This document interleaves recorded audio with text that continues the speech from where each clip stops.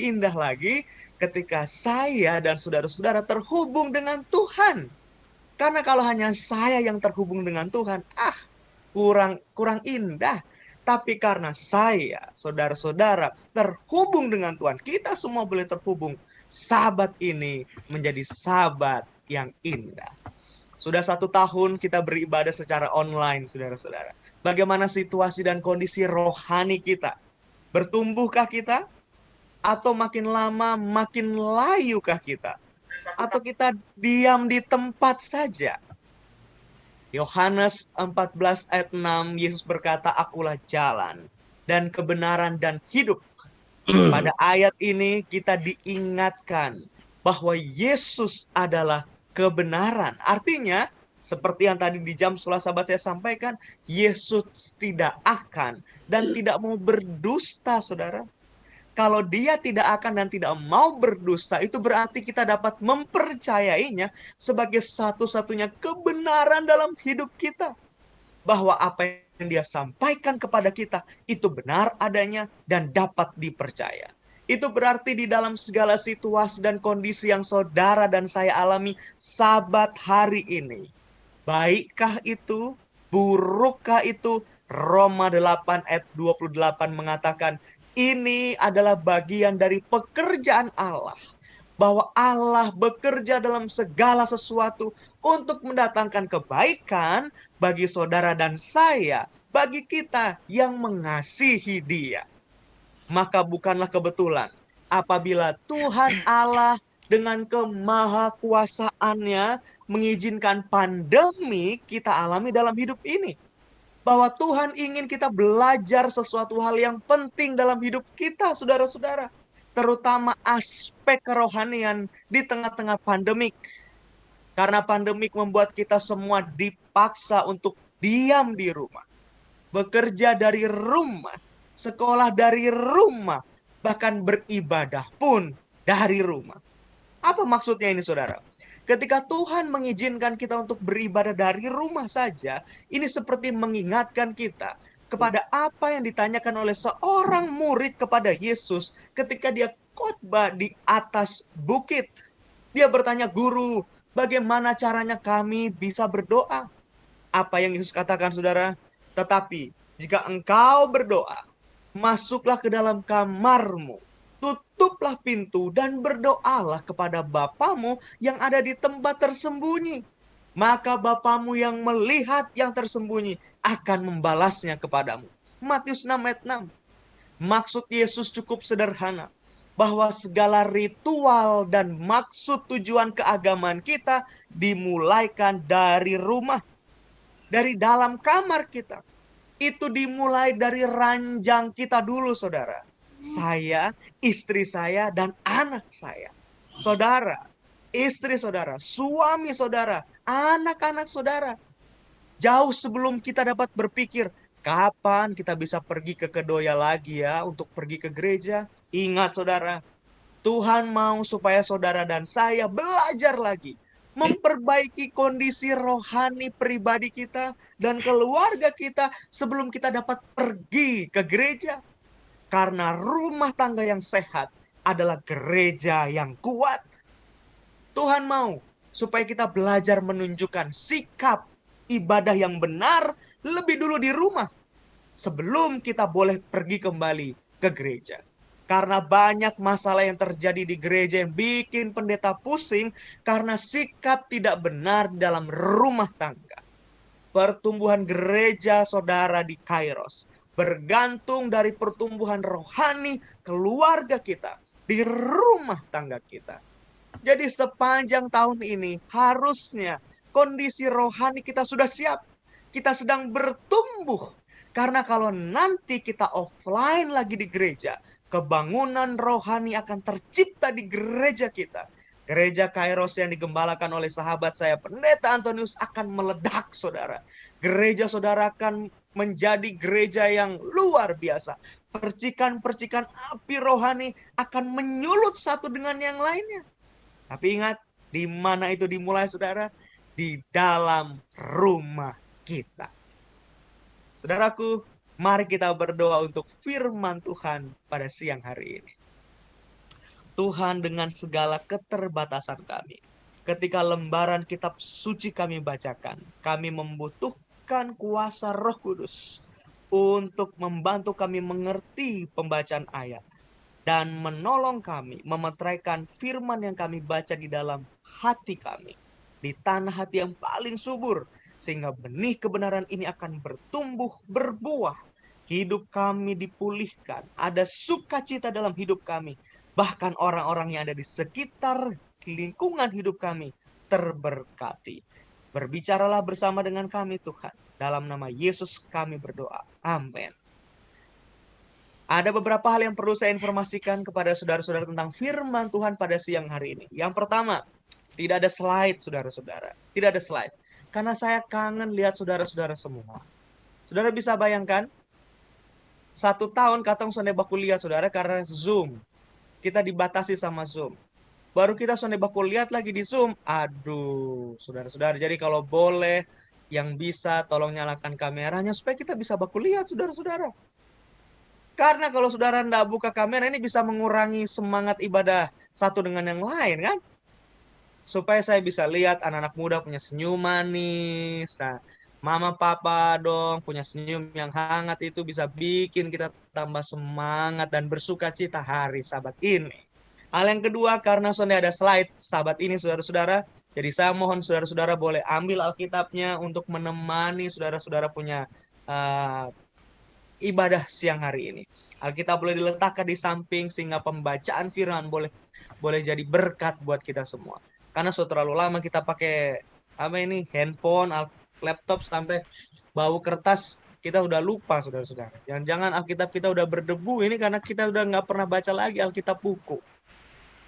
Sepanjang tahun ajaran ini, kebetulan dipercayakan mengajar kami di sekolah, ada satu pelajaran yang menarik yang dibahas sepanjang tahun pelajaran ini, yaitu keunikan Injil Yohanes.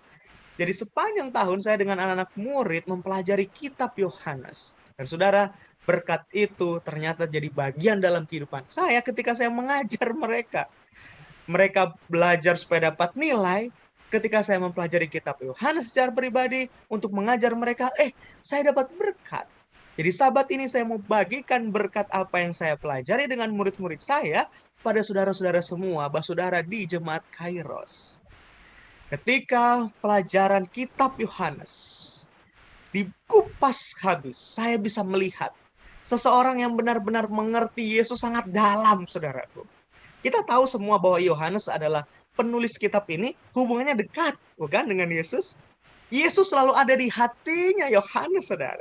Jadi kalau tiba-tiba nanti saudara baca kitab Yohanes, saudara ambil waktu khusus, saudara baca kitab ini, kemudian saudara mendapati seperti ada rasa hubungan yang personal, tapi intim, nah itu saya punya maksud. Tapi lebih daripada itu, ketika semakin dekat Yohanes dengan Yesus, Yohanes jadi dibuat lebih mengerti cara berpikir Yesus dan apa isi hati Yesus. Sebaik-baiknya saya mengerti cara berpikir Kak Kris, tidak jauh lebih bisa dapat mengungkapkan cara berpikir Kak Kris yang diungkapkan oleh Lucy. Ya? Kenapa? Karena Lucy selalu berada di samping Kak Kris. Sebaik-baiknya, saudara, kita coba untuk mengerti, membaca kitab Yohanes. Yohanes lebih mengerti. Karena Yohanes selalu dekat dengan Yesus. Dan di dalam menuliskan kitab ini, Yohanes mau menyampaikan kepada kita tentang hubungan yang sangat dalam dengan Yesus. Lebih dari itu, ketika kita mengulik kitab Yohanes pada siang hari ini, Yohanes mau coba sampaikan kepada kita tentang karakter Yesus yang diekspos di dalam kitabnya ini.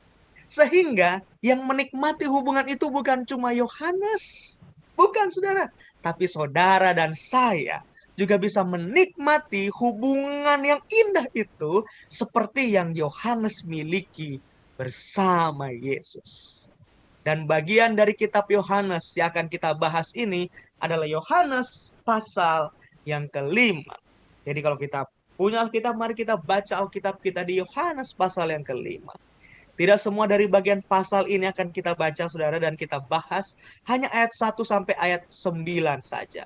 Dari bagian pasal itu akan kita bahas. Karena saya yakin ayat-ayat ini sudah familiar, sudah di luar kepala pasti, saudara. Dan saya juga yakin beberapa dari antara kita sudah pernah membahas perikop ini atau bahkan mengkhotbahkannya di jemaat. Tapi siang ini mari kita coba melihat ayat-ayat ini dari sudut pandang misi Yohanes di dalam memperkenalkan siapa Yesus. Ayat 1 sampai dengan ayat 4. Mari kita baca. Sesudah itu ada hari raya orang Yahudi dan Yesus berangkat ke Yerusalem. Di Yerusalem dekat pintu gerbang domba ada sebuah kolam yang dalam bahasa Ibrani disebut Bethesda. Ada 5 serambinya, dan di serambi-serambi itu berbaring sejumlah besar orang sakit, orang-orang buta, orang-orang timpang, dan orang-orang lumpuh yang menantikan goncangan air kolam itu. Sebab sewaktu-waktu turun malaikat Tuhan ke kolam itu dan menggoncangkan air itu, barang siapa yang terdahulu masuk ke dalamnya sesudah goncangan air itu menjadi sembuh, apapun juga penyakitnya. Terutama untuk ayat 4, saudara-saudara. Ayat-ayat selain ayat 4, ayat 1 sampai ayat 3, tidak terlalu banyak meninggalkan pertanyaan-pertanyaan. Tapi bagi para komentator Alkitab, ayat yang keempat ini jadi pertanyaan penting. Kenapa? Apa sudah tidak ada pekerjaan lagi di sorga sampai malaikat naik turun, atau turun naik, sorga bumi, main-main air, saudara, di kolam Bethesda? Tapi kalau kita mengikuti pola berpikir dari orang Ibrani, walaupun hal ini terdengar atau terpikir sangat bodoh ya, gak masuk akal, hal ini sebetulnya sederhana untuk dimengerti. Kenapa? Karena mereka percaya segala sesuatu yang baik itu datangnya dari Tuhan. Dan yang tidak baik itu tidak datang dari Tuhan. Tidak ada yang baik yang tidak datang dari Tuhan. Jadi kalau kolam ini beriak, itu mendatangkan kesehatan, itu artinya itu datang dari Tuhan. Sederhana, sesederhana itu. Ayat yang kelima. Di situ katanya ada seorang yang sudah 38 tahun lamanya sakit, saudara. Ketika Yesus melihat orang itu berbaring di situ dan karena ia tahu bahwa ia telah lama dalam keadaan itu, berkatalah ia kepadanya, "Maukah engkau sembuh?" Jawab orang sakit itu. Apa jawabnya, saudara? Tuhan, tidak ada orang yang menurunkan aku ke dalam kolam itu apabila airnya mulai goncang. Dan sementara aku menuju ke kolam itu, orang lain sudah turun mendahului aku. Kata Yesus kepadanya, "Bangunlah, angkatlah tilammu dan berjalanlah." Dan pada saat itu juga sembuhlah orang itu.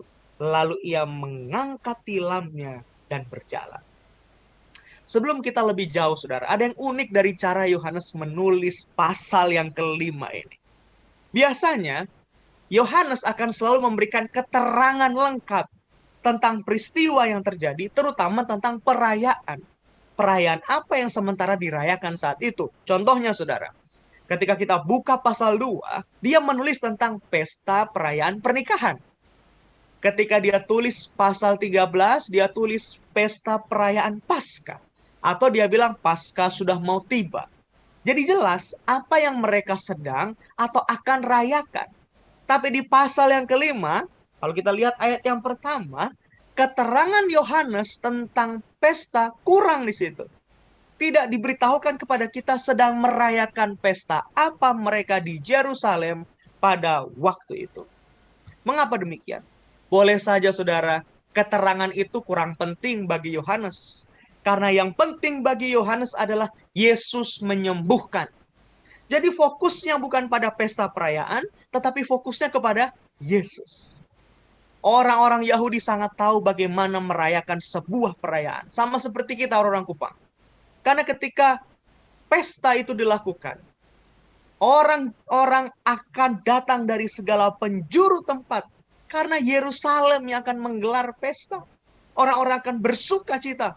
Orang akan berupaya, berduyun-duyun, pergi ke Yerusalem, bersuka cita.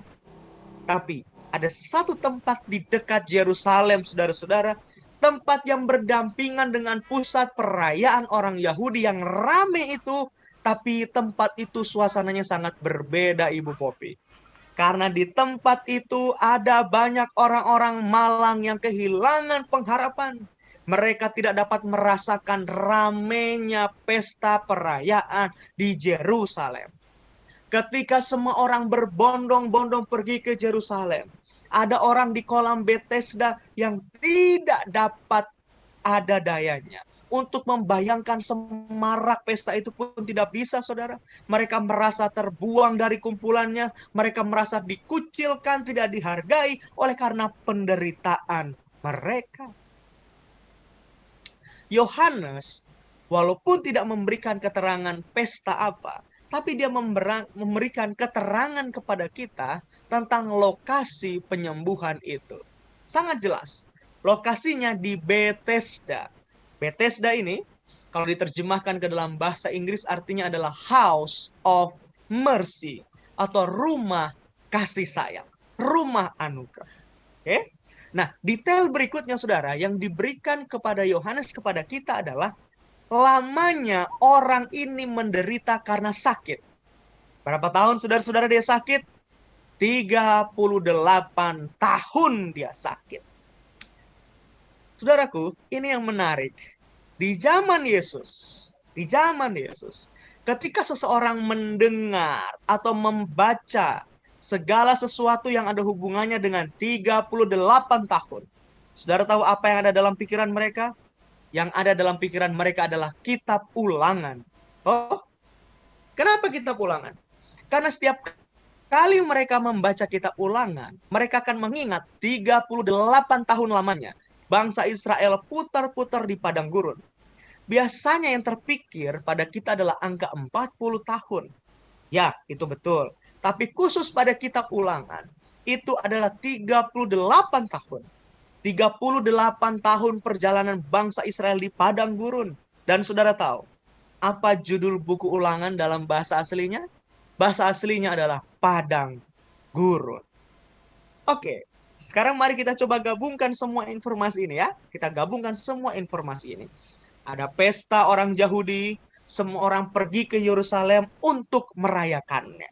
Tapi ada satu orang, Lucy, yang dicatat oleh Yohanes tidak pergi ke pesta perayaan itu.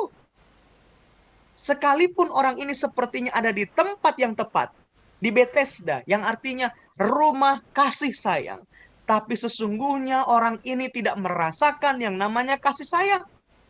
Karena tempat itu sesungguhnya tidak lebih dari sekedar padang gurun.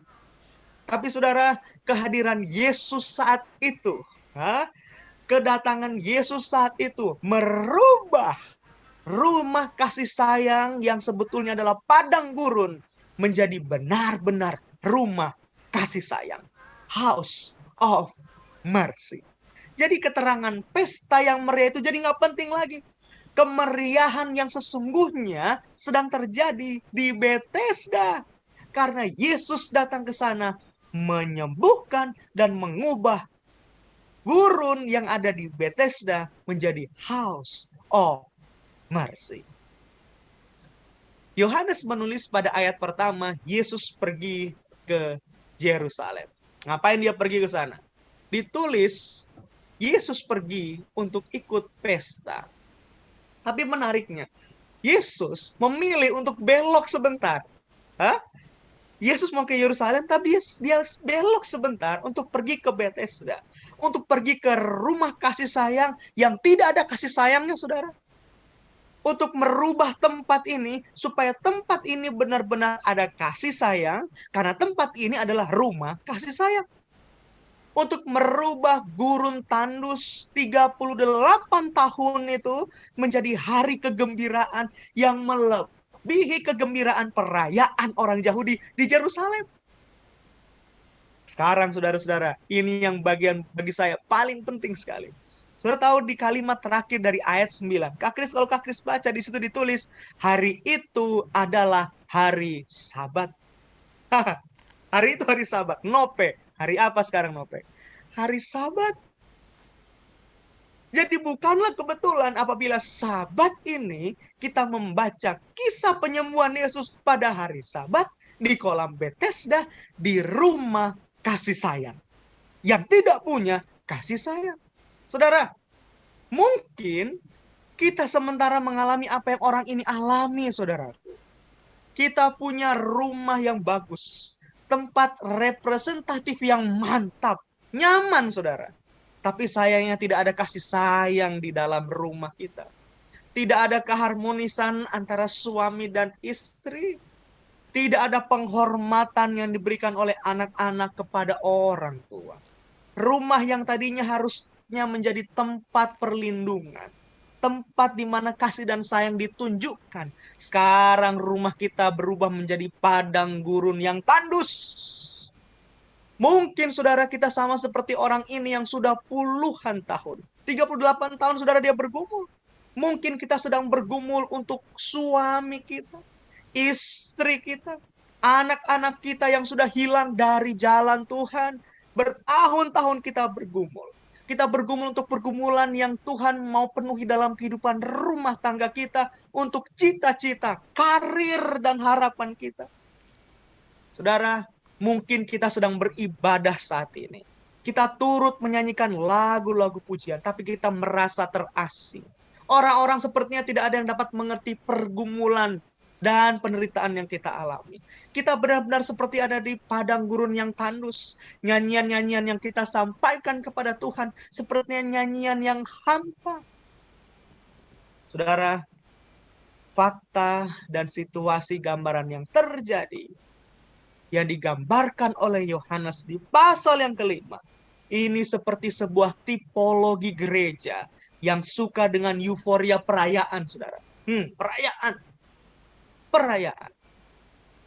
Kenapa? Karena Yohanes tulis di situ, hari itu adalah hari Sabat. Hari itu hari Sabat. Umat-umat Allah, orang Advent khususnya, paling tahu bagaimana merayakan pesta pada hari Sabat, saudara. Paling jago. Apalagi untuk hal-hal yang sifatnya boleh dan tidak boleh. Mereka paling tahu. Sedikit dilanggar, habis sudah kita, saudara. Minimal pendeta tahu apa yang kita lakukan, maksimal majelis rapat dipecat disiplin kita. Tapi berapa banyak umat-umat Tuhan yang memakai nama anggota gereja Advent, mereka memperhatikan orang-orang yang ada di sekitar lingkungan pesta perayaan Sabat yang tidak sama sekali dapat menikmati suasana pesta itu. Saudara, kita perlu pikirkan pertanyaan ini. Mungkin beban hidup mereka terlalu berat, sampai-sampai untuk memikirkan pergi ke gereja saja tidak sempat, saudara. Mungkin saja terlalu tandus tanah yang mereka diami. Sampai-sampai lagu pujian yang kita nyanyikan di gereja tidak dapat mereka dengar.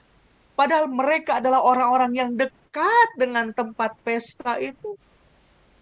Saudara, Sabat ini adalah Sabat yang tepat bagi saudara dan saya untuk merefleksikan pelajaran ini. Siang ini adalah Sabat yang tepat untuk mengundang Yesus mampir sebentar ke rumah saudara. Untuk mengubah rumah saudara menjadi house of mercy. Saudara, lebih baik kita tinggal di rumah sederhana. Biarpun itu cuma kontrak, saudara. Dan kita pun sering telat bayar kontrakan kita. Kita makan apa adanya. Tapi di rumah kita ada keharmonisan. Ada penghormatan bagi semua anggota keluarga.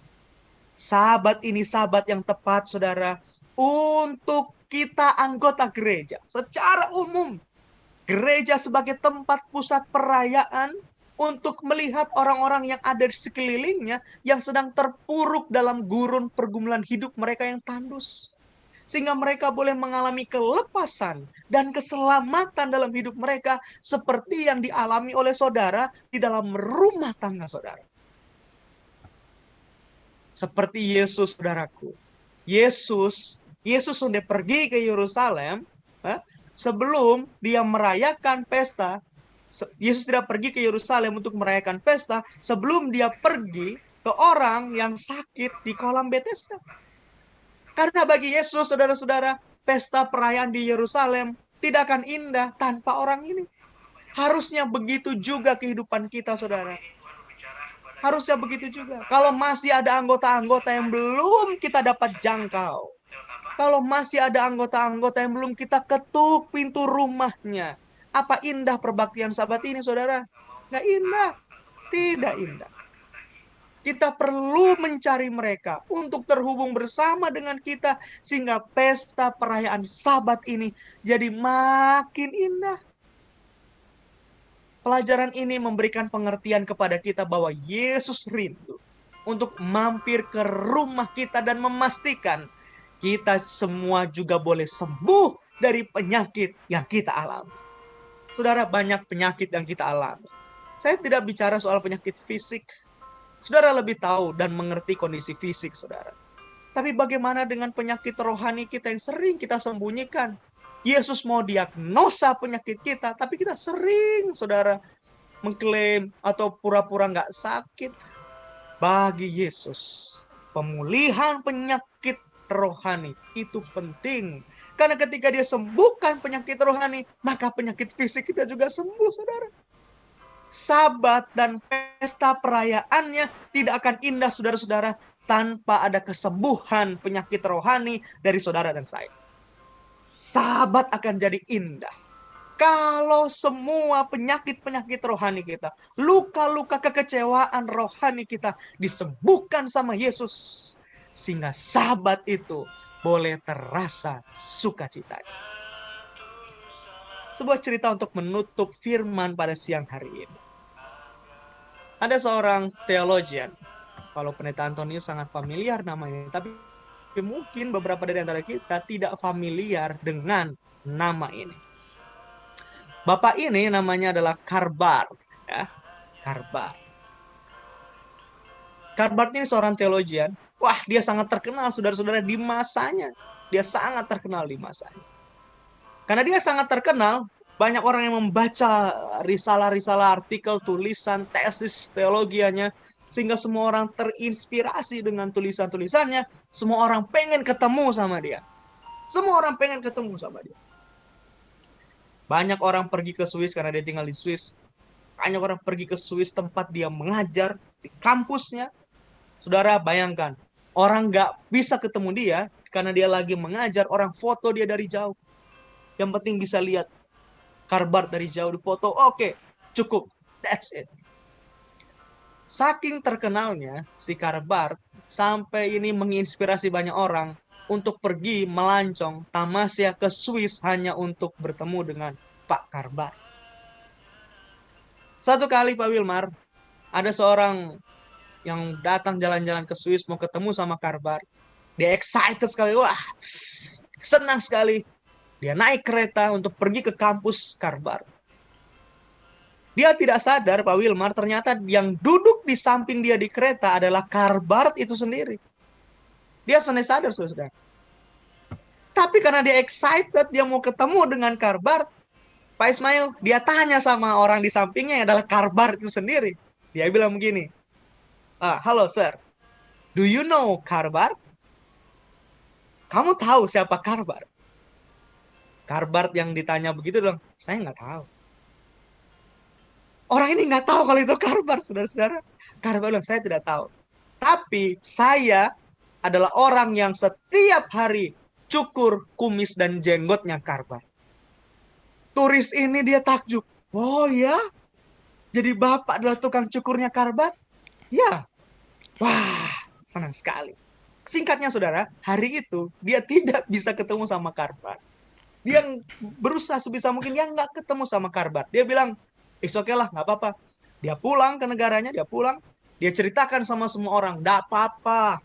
Sonde apa-apa beta sonde ketemu sama Karl Barth. Nah, tapi beta ketemu sama tukang cukurnya Karl Barth.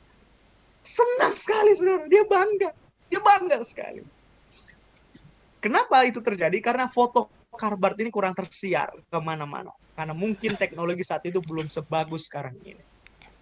Pada akhirnya kemudian di tahun 70-an, si Karl Barth kemudian diundang ke University of Chicago.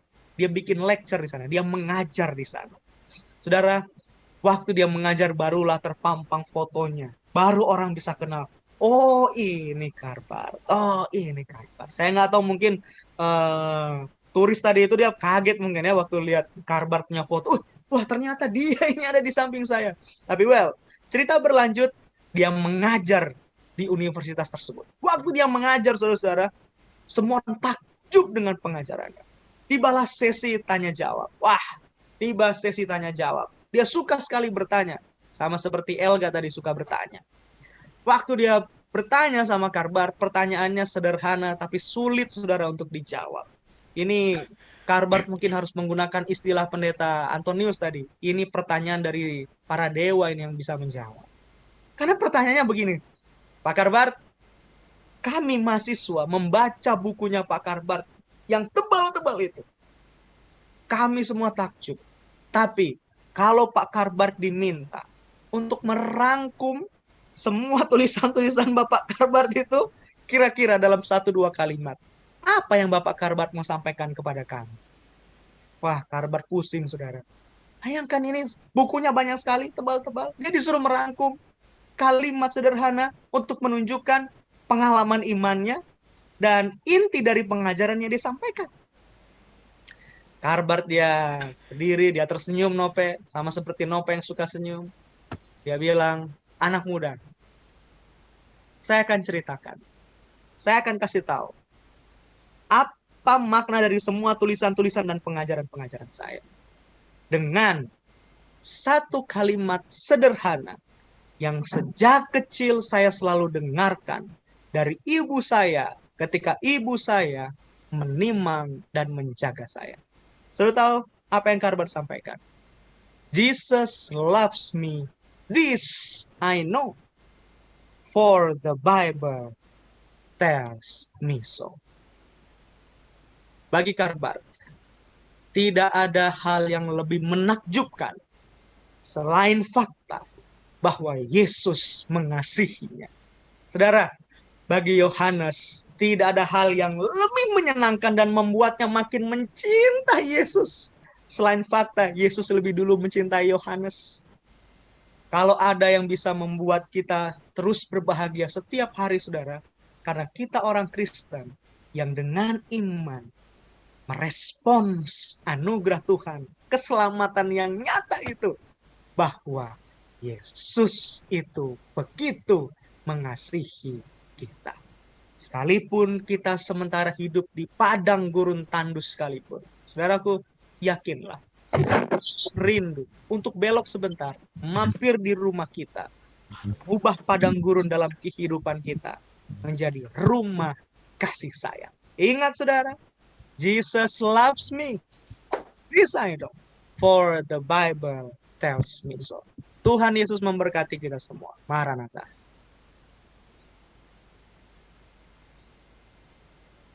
Amin. Amin. Maranatha.